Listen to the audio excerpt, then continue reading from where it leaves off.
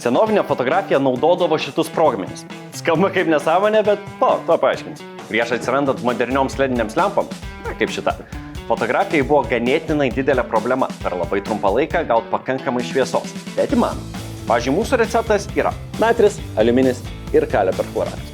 Viską sumaišom. Kaip šitas mišinys veikia? Mūsų reakcijos širdis yra magnio metalas. Jisai užsidega vidutiniškai sunkiai, bet dega labai ryškia šviesa.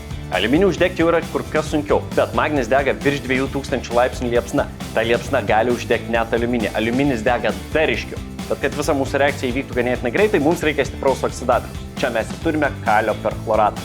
Kalio perfluoratas padaro, kad visa šita reakcija įvyktų per sekundės dalį. Todėl šitas mišinys ne šiaip dega, jisai atiduoda visą savo energiją per dalį sekundės, taip sukurdamas tobulą senovinę fotografiją. Na ir šiek tiek dūmų. Tie patys ingredientai vis dar yra naudojami ferverkuose, petarduose ir kituose mažuose sprogmenyse. Tai gal ir nekeista, kad fotografija jau dabar šitų ingredientų atsisakė.